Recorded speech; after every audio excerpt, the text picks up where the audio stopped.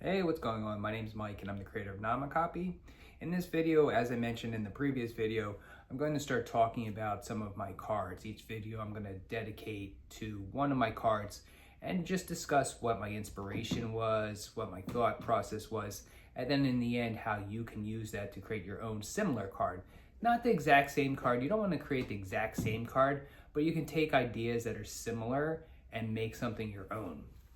So for today's card, I chose one of my earlier cards, but definitely one of my favorites, and that would be Zombie Worm. And here it is right here. And I'll put it on the screen so you can see it better. There's no point in just seeing me talking the whole time.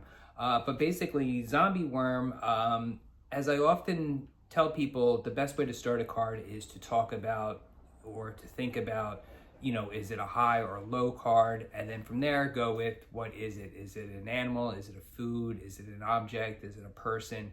And then you go about your thought process and the drawing.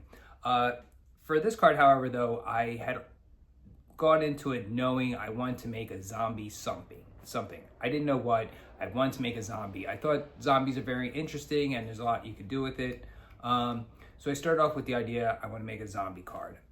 From there, I went, well, what is the zombie? What is it? Is it an object? Is it a food? Is it an animal? Is it a person? And I really kind of gave it a lot of thought, going over a lot of different possibilities in my head.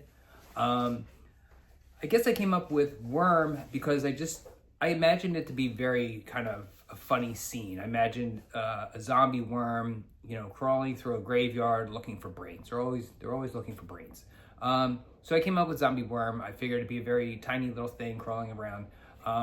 That's also why I made it 37 PowerPoints, because I figured it's not going to be that strong. I mean, when you think about it, it's just a tiny little worm crawling around. So it's not strong at all. It's very weak. It doesn't even really have a brain. It's looking for brains. They're always looking for brains. So when I had the idea then, so I have a zombie worm. I have the idea if it's high or low. I've decided it's going to be low. And then I said about the drawing aspect. And for the drawing aspect, I kind of realized there wasn't a lot to be drawn with a zombie worm. It wasn't going to be wearing any clothing. It wasn't holding anything. I did want to make the face sort of have this, as you see, sort of have this, kind of zoned out kind of look. Zombies often don't have brains, or their brains don't function right, and they're just kind of wandering around.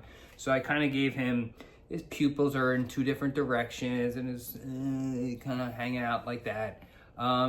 So I could work a lot with the face, but there wasn't much else I could do with it. So I decided to, in this case, put a lot of emphasis on the background.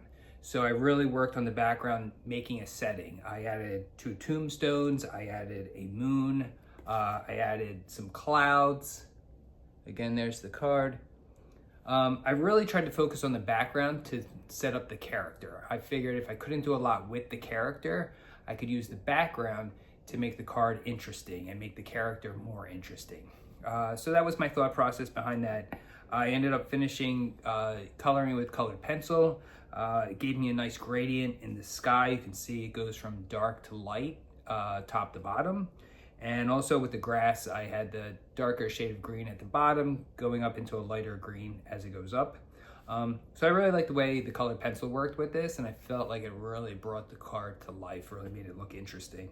And then I just had them, groaning, saying brains, because again, they're always looking for brains.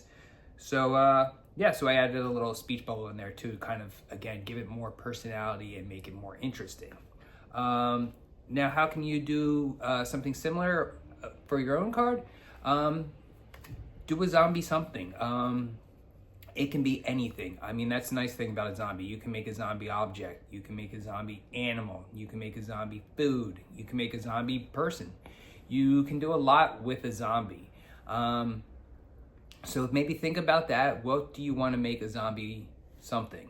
And think about how you're going to show it's a zombie. Does it have that kind of, zoned out expression mine has? Is it wearing clothes? Does it have maybe, a hat on? I don't know. But think about how you can show it's a zombie. Really emphasize that. And think about also, like I did, I used the background. Is there a background in your card? Utilize that possibly. You know, think about, you know, what you can do to make it an interesting zombie something. And then again, also, as I always say, you know, think about color too. Do you want to use colored pencil? Do you want to use marker? I really like coloring. I see kids often, you know, don't do color. They'll just use pencil, or they'll use pencil and then pen and leave it like that. I really think coloring brings it to life. So think about whether or not you want to color, because really adding some color to it can really make it look pretty cool. So that's the video. Again, just to recap, if you want to make a zombie something, think about what it's going to be, and then think about how you can be interesting with it and make it more, you know, personable, come to life. Thanks for watching this video. If you liked it, give it a thumbs up and keep your eye out for more videos. Thanks.